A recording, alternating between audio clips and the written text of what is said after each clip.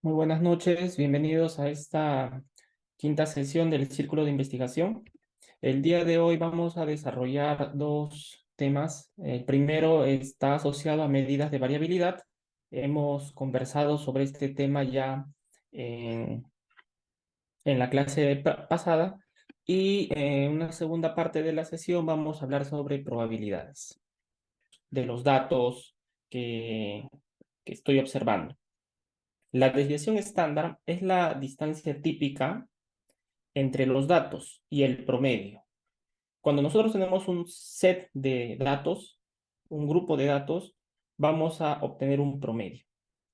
Entonces, existen datos que estarán muy pegados al promedio, habrán otros datos que están muy lejos del promedio. Entonces, la manera en cómo nosotros vamos a ver esa variabilidad, ver esa distribución, cómo están los datos, cómo se comportan los datos, están asociados a estas dos medidas que les comentaba. Mientras más grande es la desviación estándar, más dispersos estarán también los datos. Entonces, siempre vamos a hablar tomando en relación, tomando como referencia el promedio. Recuerden este gráfico que se presentó en la clase pasada. Nosotros habíamos encontrado su promedio. Este es un gráfico que nos permite conocer la edad de las personas que han sido encuestadas en Lenau. Tenemos el promedio en 42,3 y habíamos puesto a la derecha y a la izquierda dos números, más menos 19,41. Les dije de que era la desviación estándar y más o menos estábamos cerrando la clase pasada con ese comentario. Entonces, a partir de eso, ahora vamos a conversar y decir por qué es importante ver gráficos como el que estamos eh, apreciando en esta filmina y cómo deberíamos de tratar estos datos. También más o menos les comenté de que hay muchas observaciones acá a la izquierda y a la derecha hay una cola muy pronunciada. Entonces, esto también lo vamos a ver más adelante. Lo que ahorita tenemos que darnos cuenta es de que existe un promedio y existe una especie de variabilidad que estamos calculando. ¿Por qué utilizamos la desviación estándar? Y como les comentaba, la pregunta inicial es ¿qué en común tiene con la varianza? Cuando nosotros queremos calcular la variabilidad de los datos, entonces se nos viene a la cabeza la varianza, la desviación estándar, y por eso podría ser útil calcular en primer lugar la desviación promedio de los datos. Tengo el promedio y quiero saber cuán dispersos están estos datos. Entonces voy a pararme en el promedio de datos. Ese va a ser mi punto de referencia. Y tomando este punto como referencia, voy a ver cuánta variación hay, cuán dispersos están los datos. Simplemente lo que voy a hacer es calcular el promedio. Acá está mu de y, es el promedio. Y voy a identificar todas las observaciones que están en y sub i. Y sub i son las observaciones que justamente utilizo para calcular el promedio. ¿Qué es lo que pasa? Si es que simplemente calculo la desviación, es decir, una vez que calculé el promedio, empiezo a calcular cuán distantes están los datos de este promedio y sumo las desviaciones, lo que voy a tener es cero, ¿no? Eh, Porque justamente como he utilizado los datos para calcular el promedio y después estoy sumando las desviaciones, lo que voy a tener es, cuando sumo esas desviaciones, cero. Se van a netear desviaciones positivas con desviaciones negativas. Entonces, como que tengo la idea de que me gustaría encontrar alguna desviación de los datos, alguna medida, pero no es la manera correcta por los primeros pasos que estamos desarrollando. Entonces, tenemos que pensar qué cosa podemos hacer para poder encontrar una medida que me permita conocer la variabilidad de los datos. Imaginemos que tenemos una población conformada, tenemos 5 observaciones. Y es igual a 2, 4, 6, 8 y 10. Entonces tenemos 5 observaciones y lo que queremos es obtener el promedio. Simplemente sumamos, dividimos entre el número de observaciones y obtenemos de que el promedio de esta pequeña muestra es 6. Entonces, ligado con lo que estaba comentando en la filmina anterior, si nosotros queremos obtener una medida de desviación, lo que vamos a hacer es, me paro en el promedio 6 y voy a ver cuán distantes están los datos, el 2, el 4, el 6, el 8 y el 10. Pero si los sumábamos, se anula y se hace 0. Entonces, para que no se anulen, lo que se hace, podríamos obtener de repente, no sé, el valor absoluto de los datos, pero es complicado sacar el valor absoluto de todos los datos. Entonces, algo mucho más sencillo, perdón, algo mucho más sencillo es elevarlo al cuadrado. Entonces voy a elevar al cuadrado todas esas desviaciones. Y una vez que eleve al cuadrado las desviaciones respecto al promedio, lo que voy a terminar haciendo es sumo esas desviaciones al cuadrado y ahí sí tendré más o menos una medida de desviación que me podría ayudar. Entonces, la suma de desviaciones al cuadrado lo vamos a denominar SS, nos ayudará a encontrar nuestra medida de variabilidad de datos. Cuando hablamos de la población, SS es la suma de desviaciones al cuadrado de la población, vamos a utilizar mu sub y, simplemente para denotar de que estamos hablando de la población. Pero cuando hablamos de una muestra de datos, vamos a hacer la misma operación, pero nos vamos a referir a y barra, de que es el promedio de los datos de la muestra que estoy observando. Entonces, lo que se está haciendo hasta acá es, estamos tomando los datos que tenemos, y sub i, hemos calculado su promedio, mu o y barra, y lo que se está haciendo es identificar cuán distantes están estos datos del promedio. Es decir, quiero saber el 2 qué tan lejos está del 6, el 4 qué tan lejos está del 6, el 6 qué tan lejos está del 6 y todos los datos. Y antes de sumarlos, los voy a elevar al cuadrado para que si es que hay alguna distancia negativa se haga positiva y no me afecte cuando lo sume. Esto es más o menos lo que tenemos acá. Tenemos acá los datos. He encontrado el promedio que es el mismo para todos. Y menos el promedio me da la desviación. Y como les decía, si sumo la desviación, se hace 0. Y como yo no quiero hacer 0 y más bien quiero tener una medida de desviación, una medida de variabilidad, entonces elevo al cuadrado esta diferencia de la observación menos su promedio. Es un dato, menos 4, lo elevo al cuadrado, 16. Menos 2 al cuadrado, 4. Si se dan cuenta, el signo ya no importa, todo se ha vuelto positivo. Y cuando lo sume, voy a tener un número, en este caso es 40.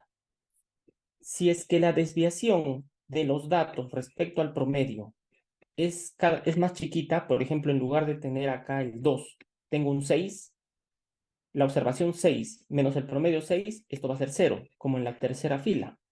Entonces, esto no me va a incrementar, no, o sea, va a ser un número tan chiquito cuando lo eleve al cuadrado de que no me va a afectar mucho cuando lo sume. Entonces, mientras más dispersos están los datos del promedio, más alto será este número que es la suma de las desviaciones al cuadrado.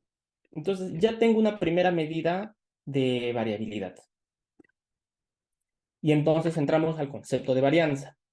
Cuando hemos aprendido nosotros sobre la varianza, sobre esta medida, nosotros decíamos de que vamos a hablar sobre la suma de las desviaciones al cuadrado. SS. ¿Se acuerdan de esta primera ecuación? Bueno, esta fórmula que les puse. Entonces, tenemos la misma acá. Hemos hecho la suma de las desviaciones al cuadrado. Pero cuando hablamos de la varianza, nos gustaría conocer, si bien hay datos de que la variabilidad con respecto a la media es menos 4, menos 2, 2, 4, otros no varían, es 0. Y si lo elevamos al cuadrado, es más, la variabilidad se hace un poquito más grande. Quisiéramos saber en promedio cuánto varían los datos. Hay datos que varían como 16, hay datos que varían como 0, datos que varían como 4, en este pequeño ejemplo. ¿Qué pasa si nosotros queremos conocer cuánto varía en promedio los datos? Entonces, simplemente lo divido entre el número de datos y voy a obtener el promedio. Voy a tener la variabilidad típica. La varianza, justamente, lo que me permite conocer es la desviación típica. Ya tengo acá la desviación. En mi ejemplo era 40. Pero para conocer la desviación típica respecto al promedio, lo divido entre el número de observaciones. Y eso es nuestra varianza. Es la suma de las desviaciones al cuadrado respecto al promedio, pero la desviación típica entre n. Y ya tengo mi varianza y la he calculado. El problema con la varianza es de que como hemos elevado al cuadrado una desviación, ¿no? Tomando como referencia el promedio, no es muy amigable su interpretación. Entonces, lo que podríamos hacer es devolver esta medida de variabilidad, devolverla a la escala con la que trabajamos. Entonces, si es que hemos obtenido la diferencia de la observación menos el promedio y después lo hemos elevado al cuadrado para finalmente sumarlo, si es que sacamos la raíz cuadrada de este número, como que estamos devolviendo a la escala inicial, porque ya no estamos hablando de algo al cuadrado, sino que estamos hablando nuevamente de la escala que hemos estado viendo en Y. Y eso es lo que hacemos para obtener la desviación estándar. Y a ese resultado lo llamamos desviación estándar, ¿no? Que es la raíz cuadrada de la varianza, tal cual como lo hemos calculado. Entonces, definición, la desviación estándar es la distancia típica, también, igual que en la varianza, pero ya no es al cuadrado, es la distancia típica de un dato partiendo de promedio. En la varianza era la desviación típica al cuadrado. ¿Por qué recordamos? ¿Por qué un poco estamos repitiendo esta definición de varianza, de desviación estándar? Lo que nosotros vamos a terminar haciendo acá, a ver, alguien está accediendo a la sala. Ya. Es empezar a construir estos eh, indicadores de variabilidad para ver si es que los datos con los que estamos trabajando, las variables con las que vamos a hacer nuestros modelos, se comportan de una manera que son fáciles de, cuando yo tengo un conjunto de datos, que es mi muestra, si cumple ciertas propiedades, esta muestra va a representar muy bien lo que yo veo, lo que podría pasar en la población. Entonces, ¿cómo me doy cuenta de que esta muestra tiene todas las propiedades para decir, bueno, lo que yo veo en la muestra también se debería observar en la población, justamente con estas medidas de variabilidad? Uno es la desviación estándar, que lo vamos a tocar más adelante, y les quería explicar del por qué es útil esta desviación estándar. Es porque nace de una definición de la varianza que finalmente es, yo quiero conocer cómo varían los datos. ¿Y cómo varían? Saco el promedio, veo cómo se distribuyen y como lo sumo, cuando al sumarlo se hace 0, lo elevo al cuadrado y después lo devuelvo a su escala inicial y por eso obtengo la raíz. Entonces, cuando hablemos de varianza, para resumir un poquito, estamos hablando de varianza poblacional y de varianza muestral. Muchas veces ustedes en los libros ven varianza poblacional, es lo que les he explicado, pero lo dividen entre n. Varianza muestral, lo dividen entre n-1. Entonces, ¿qué es lo que pasa acá? ¿Por qué hacemos esto? Nosotros no podemos, no conocemos a la población, pero sí tenemos una idea bien educada de cómo se comporta la población. Entonces, extraemos una muestra. Por lo general, esta muestra que extraemos es más reducida.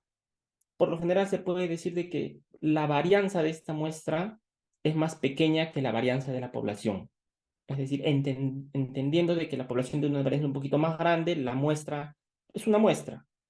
Podemos tomar una u otra muestra, entonces finalmente la varianza que vamos a calcular ahí puede que sea un poco más reducida.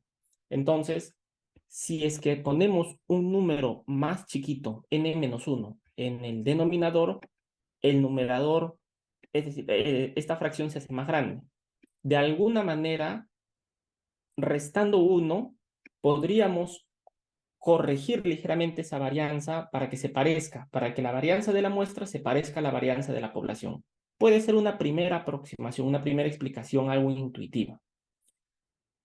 Algo un poquito más práctico está asociado a que nosotros tenemos, si bien tenemos n datos, tenemos n-1 datos independientes para obtener la varianza. Y eso lo podría más o menos tratar de explicar acá. Como en el ejemplo, tenemos 5 observaciones. ¿Se acuerdan que teníamos el número 2, 4, 6, 8 y 10? Tenemos 5 observaciones. De estas 5 observaciones, hemos calculado el promedio y sabemos que el promedio es 6. Utilizando toda la información, hemos calculado el promedio igual a 6. Entonces, ahora imaginemos de que solo conocemos el promedio. Conocemos que el promedio de los datos es 6 y solo podemos conocer de que los datos son 2, 4, 6, 8 y este no lo conozco. X no lo conozco. Pero si conozco el promedio y conozco de que los n-1 datos, 2, 4, 6, 8, también son conocidos y están ahí, podría yo calcular cuánto vale X. O sea, X ya no me sirve para calcular el promedio, ya lo calculé, o sea, ya sé de que el promedio es 6, sé de que tengo acá 4 datos de 5, entonces el último dato como que ya no es muy útil si es que quiero calcular la varianza. Simplemente yo necesito de los n datos, n-1 datos, para llegar al resultado. El enésimo dato no es necesario conocerlo para calcular la varianza, entonces puedo calcular la varianza con n-1 observaciones. Por eso, cuando hablamos de la población, trabajamos con n, y cuando hablamos de la muestra, trabajamos con n-1 observaciones. No pasa, se puede calcular, se puede calcular. Entonces, de acá en adelante, cuando hablemos del promedio o indistintamente vamos a hablar de la media, vamos a hablar de la suma de los datos dividido entre n, entre la muestra. Cuando hablemos de nuestra varianza, es la suma de las desviaciones al cuadrado dividido entre n-1, porque lo que queremos ver es la distancia típica. Y este n-1, acuérdense que es ligeramente para corregir lo que estamos viendo en nuestra muestra para que se parezca a la población. Y la desviación estándar no es otra cosa que sacar la raíz cuadrada de la varianza que se ha calculado. ¿Ok? Esto es bien importante para cuando empecemos a ver más adelante nuestras estimaciones. Vamos a encontrar algunos estimadores y estos tienen cierta variabilidad. ¿Y quién nos va a decir cuánta variabilidad existe o no acá? Vamos a partir de la desviación estándar y de ahí vamos a empezar a sacar este, otras medidas que nos van a permitir conocer si es que lo que estamos encontrando es confiable o no estadísticamente. Nuevamente vuelvo entonces a este gráfico. Esta es mi variable edad. Hemos encontrado la media, el promedio, la media o el promedio, y su desviación estándar. Y ya está. Entonces, de aquí yo ya me podría formar una primera idea de que los datos más o menos se concentran acá y existen también datos atípicos que están en las colas. Hay un dato muy por encima de 90 años, por ejemplo, y hay muchos datos de que están acá a la izquierda. Entonces, cuando tengamos acceso a la Stata y empecemos a hacer nuestra estadística descriptiva, es importante conocer de la variable su promedio, cuántas observaciones tenemos y la desviación estándar. Es necesario. A veces obviamos mucho esta desviación estándar, pero es una medida que nos permite conocer cuán dispersa está la data. Y esto nos va a ayudar también a construir nuestros estadísticos más adelante. No olvidemos de que tenemos el valor mínimo 14, valor máximo 98. Y bueno, este es un primer una primera buena aproximación de esta variable. Ustedes tienen muchas variables más en cada una de sus investigaciones y tienen que empezar a hacer este desarrollo de manera preliminar.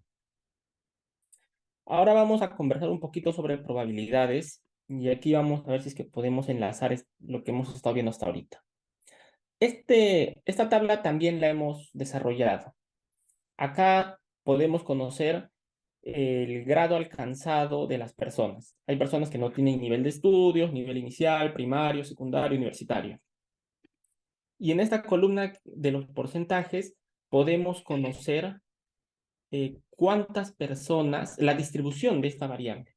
Entonces, si es que cogemos una persona aleatoriamente, podríamos decir de que tenemos 5% de probabilidad de que esta persona no tenga nivel de estudios. 25% de probabilidad de que esta persona tenga secundaria completa. Entonces, esto nos sirve bastante. Miren que las probabilidades que estamos viendo acá, en este caso las distribuciones de frecuencia, suman 100 o suman la unidad. Entonces, partimos por ahí para hablar de probabilidades. Como lo que han visto hace un momento, ya hemos conversado sobre distribuciones de frecuencia, pero no habíamos hablado nada sobre probabilidades. En este caso, cómo encontrábamos estos porcentajes era cuántas personas pertenecen a esa categoría del total de la muestra, ¿no? El total es 100% y cuántos de ellos pertenecen a personas que no tienen nivel educativo, inicial, primario. De esa manera hemos armado esta tabla. Pero por ahí también se puede decir, oye, estamos hablando de probabilidades. La probabilidad es una frecuencia relativa, pero a largo plazo. Entonces, lo que empezamos a ver acá, en nuestra muestra, debería de parecerse a lo que pasa en la población. Y vamos a saltar a la definición de probabilidad. La probabilidad de observar un valor particular de una variable es la proporción de veces que el resultado ocurriría en una secuencia muy larga de observaciones. Tenemos algunos ejemplos. Imaginemos de que tiramos la moneda al aire y vemos si es que sale cara o sello. Si es que lanzamos la moneda infinitas veces, lanzamos muchas veces la moneda, la probabilidad de que salga cara es 0.5 o un medio. Esa es la probabilidad de obtener cara. Pero ustedes pueden ahorita sacar una moneda y lanzarla una vez y me sale cara, la segunda cara, la tercera cara. Y me dicen, oye, pero eso no cumple.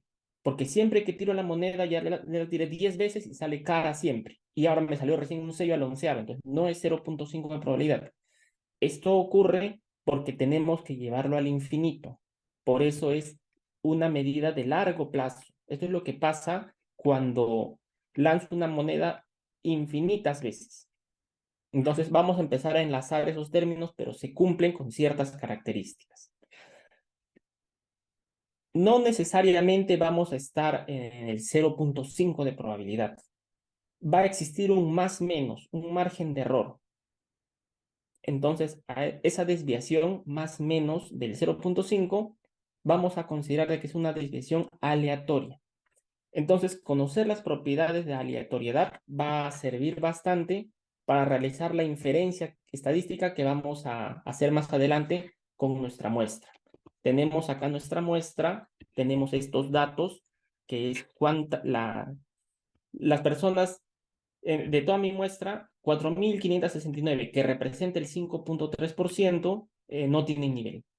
Y de esa manera leemos esta distribución.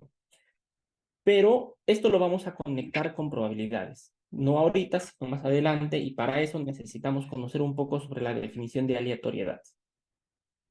Pero no hay que sacarle el ojo de ahí, o sea, de ahí vamos a partir porque es nuestra muestra, es con lo que vamos a poder hacerles la inferencia más adelante. En ENAU 2022, también las personas han sido encuestadas sobre su estado civil. Dicen a la pregunta, ¿cuál es su estado civil o conyugal? Conviviente, casado, viudo, divorciado, separado, soltero. Entonces tenemos la variable, tenemos todas las salidas y 22.000 personas dijeron de 86.000 que son convivientes, 21.000 que son casados. ¿Y esto cuánto representa en la muestra? Nuevamente estamos acá en nuestros porcentajes. La distribución de frecuencia refleja las probabilidades con las que los miembros de la población elegidos al azar darían estas respuestas. De las 86.000 personas, nuevamente, escojo uno al azar, ¿cuánta probabilidad tengo de que esta persona sea soltera? 31.64% o 0.31. Esa es la probabilidad de que cuando escojo a alguien, esta persona sea soltera. Ayudado de esta tabla nuevamente. Entonces, viene una definición, un concepto que está asociado a la ley de grandes números. A medida que n aumenta, la proporción que observamos en la muestra cada vez se va pareciendo más a lo que sucede en la población. Tirar el dado. Si lo hago una vez, cara. 2 veces, cara. 3 veces, sello. 4 veces, cara.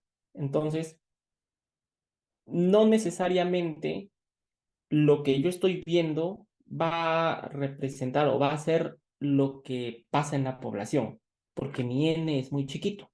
Entonces, a medida que esto se va al infinito, a medida que n es muy grande, cada vez más grande, lo que observe, la proporción que observamos en nuestra muestra, porque siempre trabajamos sobre una muestra, se va pareciendo a lo que podría existir en la población. La población no es conocida, pero sí podemos tener una opinión educada de eso. Y lo mismo pasa con el promedio. El promedio de la muestra converge al promedio de la población a medida que n se va incrementando. Entonces, la ley de grandes números, necesitas un n relativamente grande para que lo que tú veas en tu muestra te dé luces de lo que está pasando en la población.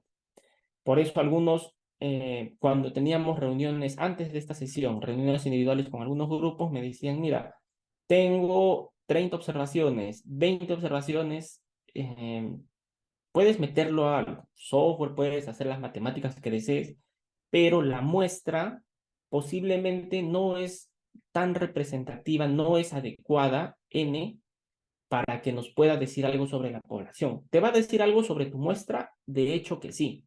Tú vas a poder regresionar y decir, bueno, en mi muestra pasa esto, pero lo que nosotros queremos es, una vez que conocemos la muestra, queremos ver qué pasa en la población. Entonces, necesitamos apoyarnos en que a medida que n es más grande, lo que observemos se parezca a esa población. Entonces acá tenemos que enlazar de alguna manera probabilidades, poblaciones y muestras. La frecuencia relativa que observamos en muestras aleatorias nos da información acerca de las probabilidades que realmente se observa en ese valor.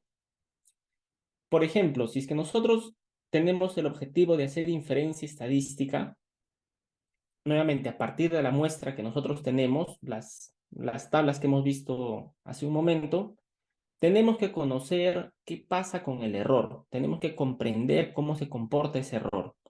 Y hemos dicho que los errores son aleatorios. Entonces, para conocer a la población a partir de los datos que tenemos a partir de nuestra muestra, vamos a utilizar la teoría de la probabilidad, porque eso nos va a permitir conocer si es que lo que tenemos en la muestra realmente se parece a lo que tenemos en la población. Y el primer elemento de la probabilidad es nuestro espacio muestral. Lo vamos a denominar como S. Nuestro espacio muestral es el conjunto de todos los resultados posibles de un proceso aleatorio. Estos resultados son mutuamente excluyentes y exhaustivos. Exhaustivos, yo debo de conocer todas las salidas. Excluyentes, el cuadro dice cuál es su estado civil o conyugal. La persona puede responder si es conviviente, casado, viudo, divorciado, separado o soltero. Tengo las 6 salidas, pero no puedo decir la persona es conviviente y casado o es conviviente y divorciado, porque debe de ser excluyente. Finalmente, cuando yo vea estos porcentajes, que después estamos empezando a asociarlo con las probabilidades, acá me sale 100 o 1. No me puede salir un número distinto. Entonces vamos a ir viendo de que cuando sumamos estas probabilidades, deberían de tener ciertas características. En este caso, la suma de estos resultados que son excluyentes debe ser 1. Cuando tiramos una moneda, nuestro espacio muestral tiene 2 salidas. El espacio muestral está conformado por resultados cara y sello. No tengo otro resultado. Entonces, nuestro espacio muestral tiene las 2 salidas que les menciono. Cuando sacamos, por ejemplo, una carta de una baraja, nuevamente nuestro espacio muestral tiene 52 salidas. No tiene 53, no tiene 51. Conocemos cuántas salidas, es exhaustivo. Y cuando preguntábamos sobre la pregunta, ¿no? En el ENAO, sobre el estado civil del encuestado, nuestro espacio muestral tiene 6 salidas. Entonces lo conocemos. Hay una probabilidad asociada con cada salida. ¿Qué probabilidad hay con la salida conviviente? 0.25. Casado, 0.25. Viudo, 0.06. Soltero, 0.31. La suma de estas probabilidades nos da 1. Entonces, acá tenemos que tener claro de que cuando hablo de esta variable, por ejemplo, estado civil o conyugal, conozco todas las salidas. No podría dejar alguna vacía. Y eso es lo que pasa cuando ustedes también empiezan a identificar variables, muchos que están usando Lenao. Tengo que entrar al diccionario y ver cuáles son todas las salidas para empezar a construir mis variables. Yo no puedo dejar en vacío una variable y decir, como no me sirve esta, no la voy a utilizar, pero finalmente es parte de la variable, entonces esa salida debe de incluirse también. Porque estamos diciendo que la suma de esas probabilidades debe de dar la unidad. Y empezando a hacer la creación de las variables, con muchos de ustedes también empezamos a hacer un tab y vemos, ya está bien creado, está mal creado, porque finalmente nos salen los resultados. Tenemos que corroborar de que lo que estamos creando no tiene error en esta primera parte de la investigación que estamos haciendo con casi todos los grupos. Entonces, a la probabilidad estamos viendo como una proporción. El espacio muestral, el espacio muestral, tiene un área igual a 1. El área está dividida en salidas que son mutuamente excluyentes, como habíamos mencionado. La probabilidad de una salida, a veces vamos a llamar de una salida o de un outcome, la probabilidad de una salida está reflejada a la fracción del área S, del espacio muestral. Entonces, la probabilidad puede ser vista como una proporción. Vamos a empezar a enlazar estos términos. Cuando hablamos de nuestro espacio muestral al tirar la moneda al aire, tenemos 2 salidas, cara o sello. ¿Cuál es la probabilidad de que sea cara? Va a ser igual a la probabilidad de que sea sello. Y eso es igual a 1/2 o 0.5. Entonces, están bien definidas mis salidas, cara y sello, no hay más, y cada una tiene una probabilidad de ocurrencia. Y para este caso, son la misma y es 1/2. El espacio muestral, por ejemplo, al tirar los dados, tenemos 6 salidas, 1, 2, 3, 4, 5, 6, y cada una tiene una probabilidad asociada. Probabilidad de que salga 1 es igual a la probabilidad de que salga 2, igual a la probabilidad de que salga 3, y así. Y cada una es un sexto. Si es que el dado no está cargado, o sea, es un ejemplo simple. Entonces, tiramos los dados, tiramos el dado, ¿qué nos sale? El 6. ¿Qué probabilidad tiene? Un sexto. Nos sale ahora el 3. ¿Qué probabilidad tiene? Un sexto. Todas son por igual en estos ejemplos. Entonces, estamos viendo salidas, ¿no? de nuestra variable.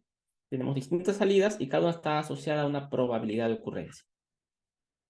Y todo esto está dentro de la definición que hemos visto, que es el espacio muestral. Otro elemento de una probabilidad es el evento. Un evento es una colección particular de salidas de un proceso aleatorio. Un evento es un subconjunto del espacio muestral, incluyendo también al espacio muestral. Podemos tener 2 tipos de evento. Un evento puede ser simple, cuando solo hablamos de una salida, o podemos hablar de un evento compuesto, donde existe una combinación de eventos simples. Para entender el evento, nuevamente tenemos el proceso aleatorio, que es tirar los dados. Una vez que tiramos los dados, tenemos nuestro espacio muestral. Son todas las posibles salidas. El 1, el 2, el 3, el 4, el 5. En este caso acá sería el proceso aleatorio es tirar, no los dados, no tirar un dado, tirar el dado. Y tenemos 6 salidas, los 6 outcomes. Un evento simple, ¿cuál va a ser? Tirar el dado y obtener el número 3. Lo que veíamos acá. Tirar el dado y obtener el 1. Tirar el dado y obtener el 6. Tirar el dado y obtener el 4. Es un evento. Es una probabilidad asociada a un evento. Evento simple. Pero podríamos hablar también de un evento compuesto. Un evento compuesto, como dice en la definición, es una combinación de eventos simples. En este caso, un evento compuesto puede ser tirar el dado y sacar un número par o sacar un número mayor a 4. ¿Ok? Entonces tenemos los dos tipos de eventos. Cuando hablamos de la probabilidad de un evento, para calcular la probabilidad de que un evento ocurra se necesita conocer dos cosas. El conjunto de todas las salidas, nuevamente, el conjunto de todos los outcomes que produce el evento. Si tiro el dado, necesito conocer cuáles son los posibles resultados, son las 6 salidas, y la probabilidad de estas salidas. En este caso, tirar el dado tiene la misma probabilidad. Esto es simple, pero cuando empezamos a ver datos mucho más complejos, esto que se entiende y a veces es repetitivo, deberíamos de llevarlo también a analizar las variables con las que tenemos algún interés. Pero ahorita nuevamente, para calcular la probabilidad de que un evento ocurra, necesitamos conocer todas las salidas y la probabilidad asociada de esas salidas. Sumando las probabilidades de esas salidas, se logrará obtener la probabilidad del evento. Evento simple, tirar un dado y obtener un 3. De las 6 posibles salidas, solo estoy interesado en conocer cuándo sale 3. ¿Qué probabilidad tiene? Un sexto. Pero un evento compuesto, tirar un dado y obtener par. Entonces, puede que sea 2, puede que sea 4, puede que sea 6. Y como la definición decía, sumemos los eventos individuales y tenemos la probabilidad de ocurrencia, ¿no? Sumemos la probabilidad de ocurrencia de los eventos individuales y tenemos la probabilidad del evento compuesto. Un sexto asociado a que sale 2, la probabilidad es un sexto de que salga 4 y un sexto de que salga 6. Un sexto por 3, un medio. Esa es la probabilidad de este evento compuesto. De manera un poco más general, tenemos dos eventos. Tenemos el evento A y tenemos el evento B. Los eventos pueden superponerse. En este caso hay una intersección ahí, porque puede suceder al mismo tiempo la realización del evento. Por ejemplo, el evento A puede tener los números 1, 2 y 3. Y el evento B puede tener el número 3, 4, 5. Entonces, el 3 se está superponiendo. Tenemos 3 outcomes en A y 3 en B, pero hay uno que se comparte. Pero aplica todo lo que estamos viendo hasta ahorita. Cuando hablamos de unión de dos o más eventos, tenemos lo siguiente. La probabilidad de que al menos uno de los dos eventos ocurra, lo podemos definir como la probabilidad de que A o B ocurra, o alguien está familiarizado con conjuntos, A unión B. Entonces, cuando queremos de que al menos uno de los dos ocurra, tenemos la A unión B. O sea, es el conjunto de todas las salidas que pertenecen a A, o pertenecen a B, o pertenecen a ambos. En el ejemplo, si es que mi evento A es tirar el dado y que resulte par, entonces mis posibles salidas son 2, 4, 6. El evento B es un evento distinto, tirar el dado y que resulte menor a 5. ¿Cuáles son las posibles salidas? 1, 2, 3 y 4. Entonces, A unión B, la unión de dos eventos, A unión B, será identificar todas las posibles salidas que están en A o que están en B o que están en ambos. 1, 2, 3, 4 y 6. Es todo. Entonces, nuevamente, para encontrar la probabilidad del evento, de que es una unión, vamos a identificar la probabilidad de todas las salidas. La probabilidad de que sea 1, más la probabilidad de que sea 2, más la probabilidad de que sea 3, más la probabilidad de que sea 4 y la probabilidad de que sea 6. Cada uno por simplicidad, tiene como probabilidad un sexto, porque estamos tirando el dado, y la probabilidad de A o B, de que ocurra la unión de A unión B, es 5 sextos. Y encontramos la probabilidad de la unión de estos dos eventos. De manera gráfica, tenemos los dos eventos, A unión B involucra todo menos el 5, y si sumamos las probabilidades individuales, tenemos la probabilidad del evento A unión B. De manera más general, A unión B hemos pintado todo. Los dos eventos serán el evento A y el evento B, y cuando unimos, tenemos la unión A y B, tenemos todos los outcomes que forman parte de estos dos eventos. Como segunda parte, también tenemos la intersección de dos o más eventos. La probabilidad de que dos o todos los eventos, ¿no? La probabilidad de que dos de los eventos ocurran es la probabilidad conjunta. Por ejemplo, la probabilidad de que A y B ocurran lo podemos definir como A intersección B. Quiero que ocurra A, pero también quiero que ocurra B. Entonces, que ocurra A en simultáneo con B, estoy hablando de la intersección.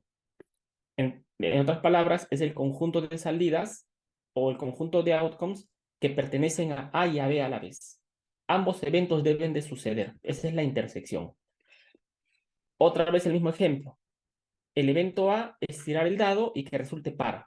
Es decir, mis posibles salidas son 2, 4, 6. Otro evento B es tirar los dados y que resulte menor a 5. 1, 2, 3 y 4. Si quisiera saber el evento A intersección B, es decir, ambos deben de suceder, debo de identificar cuáles son los outcomes que aplican para los dos eventos. En este caso son el 2 y el 4. Y para conocer la probabilidad de ocurrencia de tirar los dados y que resulten A intersección B, es decir, menor a 5 y a su vez sea un número par, es sumar la probabilidad de estos dos outcomes. Un medio, un sexto más un sexto, 2 sextos, un tercio. Esto es con ejemplos simples de tirar dado, de tirar la moneda y lo que fuese. Pero si es que alguien ya se va dando cuenta un poco a dónde vamos a llegar, es que nosotros tenemos variables. Nuestra variable de interés, por ejemplo, es la pobreza. Y yo tengo outcomes. La gente, el INEI define a la gente como pobre o como no pobre. Y después yo quiero saber la pobreza la variable pobreza de que tiene dos salidas, pobre y no pobre, dos outcomes, ¿cómo podría, si es que junto esta variable con la variable educación, y la educación tiene otros outcomes, es sin educación, con primaria, con secundaria, con superior, quisiera saber cuál es la probabilidad de que ocurra, de que yo encuentre a una persona de que sea pobre y a la vez tenga secundaria completa, o de que sea pobre y no tenga educación. Entonces, estoy más o menos hablando de probabilidades conjuntas, porque quiero de que pasen dos eventos a la vez. Quiero de que sea pobre y a la vez quiero definir un nivel educativo. Ese número va a tener una probabilidad asociada y ese de repente va a ser el foco de lo que estoy de mi investigación.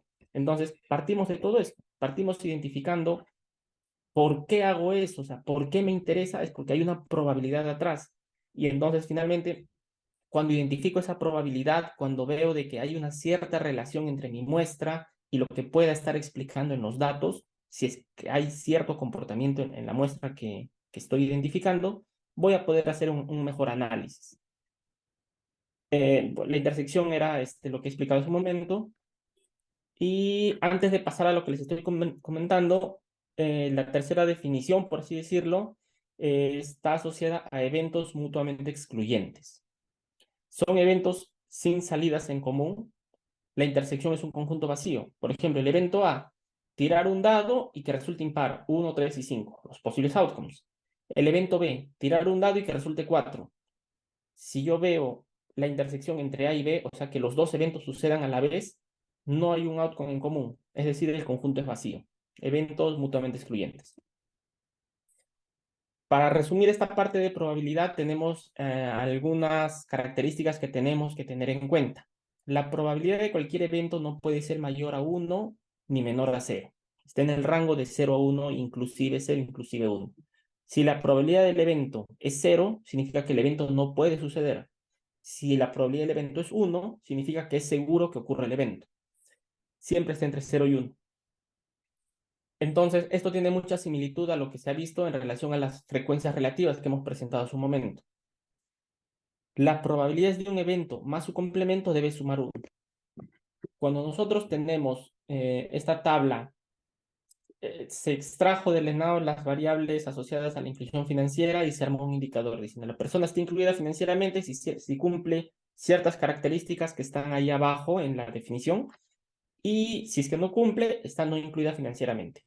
Si mi objetivo es saber la probabilidad de que la gente esté incluida financieramente, y a eso lo he llamado A. A es el evento punto 49, la diferencia, punto 51,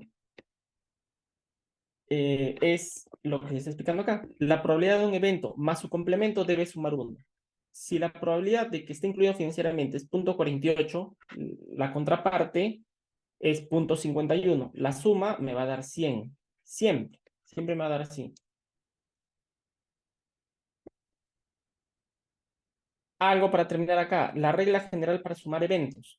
Si es que A y B son dos eventos, como los hemos estado definiendo de esta manera, la probabilidad de que A o B ocurra, la probabilidad de que A o B, o la unión, la probabilidad de que A y B ocurra, es la probabilidad de A más la probabilidad de B menos la intersección, porque no podríamos sumar dos veces la intersección. Entonces, tengan cuidado simplemente para definir la unión de dos eventos, evento A más evento B menos el evento C, porque si no, podríamos tener un número mayor a 1. O sea, esta es la definición y tenemos que utilizarla. Cuando vamos a la encuesta nacional de hogares, tenemos muchas variables y lo primero que se ha estado pidiendo en estas clases es de que ustedes puedan identificar qué variables son de interés y que empiecen a tabularlas, empiecen a ver cómo se comportan estas variables, y poco a poco estamos en las sesiones individuales conversando con cada grupo, viendo si es que las variables son de interés o no. Hay un módulo, el último, cuando ven en Lenao, descargan Lenao, es el módulo de gobernabilidad, democracia y transparencia. Tiene dos archivos, el archivo enao.01a y enao.01b. Entre otras variables, nos habla sobre la democracia, por ejemplo. Entonces, lo que hice fue un tab y puse tab sexo P207. Quiero saber dos outcomes, hombre y mujer, y quiero saber cómo se relacionan con la otra variable, que es una variable de opinión de la democracia en el Perú. En su opinión, la democracia en el Perú es nada importante, poco importante, importante, muy importante o no sé. No tengo una opinión formada. Entonces, con todo lo que hemos estado conversando, acá yo veo probabilidades. Y veo probabilidades conjuntas. ¿Qué probabilidad hay de que a quien yo vea sea mujer y la opinión de la democracia sea muy importante? Entonces, que sea mujer y que la probabilidad de la democracia, bajo su punto de vista, sea muy importante, esta columna es punto 11. Y entonces ya encontré una probabilidad acá asociada con los dos eventos. Para resumir lo que hemos estado viendo hasta un momento, tenemos un espacio muestral, S, y ahí conocemos todas las combinaciones posibles de los eventos que son mutuamente excluyentes. Es lo que está ahí adentro. Ese es nuestro espacio muestral. La suma de estas probabilidades es 1. Cada probabilidad conjunta es la intersección de los eventos. Como les comentaba, la probabilidad de ser mujer es la última, esta fila, y cuando democracia es muy importante, es punto 1167. Entonces encontramos la probabilidad, es una probabilidad conjunta. De esa manera toma un poco de relevancia lo que hemos estado conversando hasta hace un momento con cartas, con tirar el dado, empezamos a ver de que eso aplica a estas variables. Finalmente tenemos realizaciones y queremos saber la probabilidad de ocurrencia de estas dos variables en conjunto. También hablamos de probabilidades marginales. Hace un momento, esto eran probabilidades conjuntas. Y las probabilidades marginales son los totales en las columnas y en las filas de cada evento. La probabilidad marginal es la probabilidad de que un evento ocurra sin hacer referencia al otro evento. ¿Qué probabilidad hay de que yo escoja a alguien que sea mujer? No me importa la realización del otro evento. Me voy a ir hasta el final y digo 52%, punto 52. ¿Qué probabilidad hay de que sea hombre? Su complemento, punto 47, suma 100. ¿Qué probabilidad hay de que cuando yo le pregunte a alguien sobre su opinión de la democracia me diga que es nada importante? Punto 0,3%. Entonces, estoy hablando ahorita de las probabilidades marginales. Lo que ustedes tienen que hacer en sus investigaciones es desarrollar las dos probabilidades. ¿Qué podemos ver cuando juntamos dos variables? Vemos acá probabilidades conjuntas, pero ¿qué también podemos ver cuando estamos hablando de una manera más general de estas probabilidades marginales? Noten de que acá no estamos hablando de números, estamos hablando de probabilidades. De repente acá el total de hombres, no sé, encuestados serán 39.000 personas, pero eso no me sirve. Estamos viendo la probabilidad ahorita. Más adelante, de repente en la siguiente no, pero en la subsiguiente clase vamos a tocar algo que son los factores de expansión. Entonces, posiblemente este 47, o este punto 47 o 47% haga referencia a los 30 millones de peruanos. Entonces, ahí sacamos el número. Pero ¿cómo llegamos a eso? Con un factor de expansión que lo vamos a ver más adelante. Escapa de esta parte de probabilidades que estamos ahorita conversando. Entonces, eso es lo que quiero de que identifiquen y vean de que no es un capricho que todas las investigaciones hacen, si han estado viendo por qué los investigadores identifican estos cuadros y a partir de estos empiezan a sacar algunos resultados, es porque hay todo lo que les he explicado atrás. Hay un tema de probabilidades que está acá y podemos trabajarlo en cualquier variable. Esta es otra, por ejemplo, es la percepción de los ingresos y situación de informalidad y el empleo principal. En el empleo principal, la variable que he utilizado en ese módulo es el P38A y lo he cruzado con la informalidad. Entonces, la variable 1 es situación de tu empleo principal, empleo informal, empleo formal. Es el OCUP-INF. Y la otra variable es, los ingresos de su hogar son, desde tu punto de vista, muy inestables, más o menos, o son estables. Y puedo cruzarlos y encuentro entonces probabilidades conjuntas o probabilidades marginales. Y empiezo a hacer mi estadística descriptiva asociada a estas variables. Otra variable más. ¿En qué escalón considera se encuentra la condición económica de su hogar?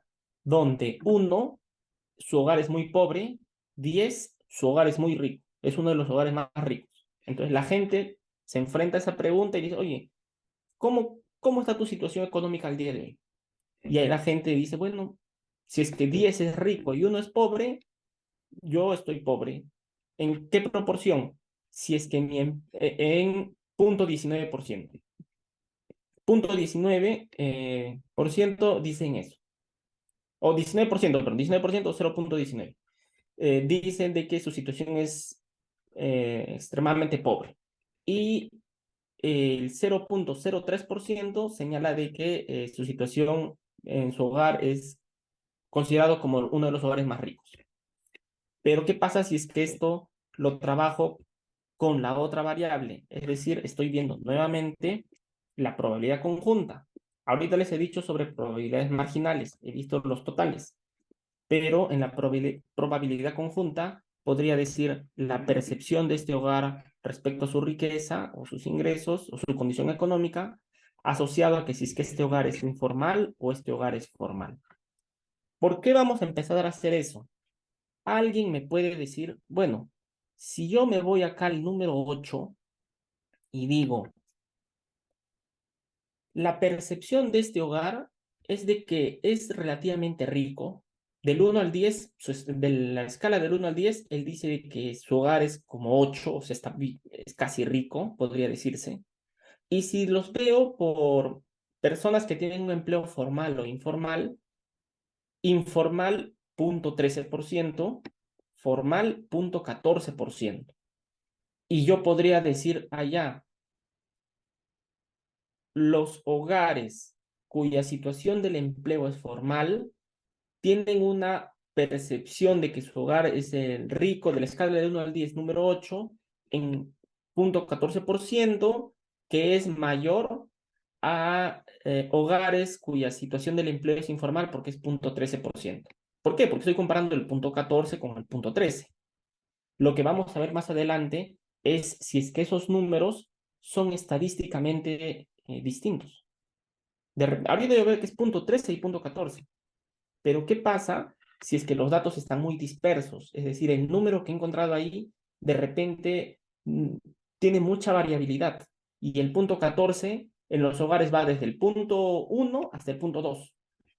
Entonces, incluye al 0,13. Lo que vamos a terminar haciendo es esta diferencia. Vamos a ver si es que estas proporciones son estadísticamente iguales o no en cada uno de los puntos. Y entonces ahí va entrando un poco en consideración lo que estamos aprendiendo en esta teoría de las probabilidades, conocer qué pasa con el error, la desviación estándar que hemos calculado y todas esas variables. Por lo pronto necesito de que, así como esto, ustedes puedan desarrollar también las variables que están considerando en sus investigaciones. Acá, ¿qué variable utilicé? Fue la P39B1. La P39B1, pero como ven en la pregunta, condición económica de su hogar del 1 más pobre al 10 más rico. Pero acá tengo el 0. Falta limpiar en esta variable, simplemente lo puse, pero falta limpiar. En la P39B2 tenemos a las personas que se señala no aplica. Y como no aplica, es 0. Entonces deberíamos limpiar el 0 utilizando al P39B2 y nos quedamos con la percepción del 1 al 10. Si es que alguien está interesado en poner esto en el módulo está bien interesante. En la investigación conversamos en las sesiones individuales, pero si es que alguien se percató, ¿no? Y dice, oye, del 1 al 10, ¿por qué existe el 0? Es por el P39B2. Para la siguiente sesión, ¿qué es lo que quisiera tener con ustedes? Quisiera de que sigan identificando las variables con las que se van a trabajar. Casi todos los grupos ya han cerrado ese tema, hay grupos que todavía no, pero de una vez ver cuál es mi variable de interés Y, cuáles son mis variables regresoras, una o dos variables regresoras, y mis variables de control, que son todas las demás. ¿Qué es lo que quiero que empiecen a hacer como grupo? Generen estos cuadros que hemos visto de doble entrada, que relacionen la variable de interés Y con sus regresoras, una o dos regresoras. Ya está, lo hice, son dos comandos. Después de ello, generar los mismos cuadros que han hecho acá, pero partiéndolos. Si mi variable de control es nivel educativo, tendré este cuadro que hice para el total, lo tendré para personas sin educación, para personas con primaria, para personas con secundaria, para personas con superior. Si mi variable de control es sexo, tendré para hombres y para mujeres, dos cuadros adicionales a lo que tengo acá en el segundo bullet. Y hay muchos grupos que tienen más de 3, 4 variables de control. Entonces hay que hacer ese esfuerzo de crear esas tablas para nuestras variables de interés, partiéndolos por las variables de control que hemos identificado. Y no está más decir, por favor, hay que reservar al menos una sesión individual. Con muchos grupos tengo 2, 3 sesiones en la semana y los felicito, pero con otros solo tengo uno, que es lo mínimo que se pide para poder seguir llevando adelante la investigación, bueno, tener un buen ritmo en esta semana.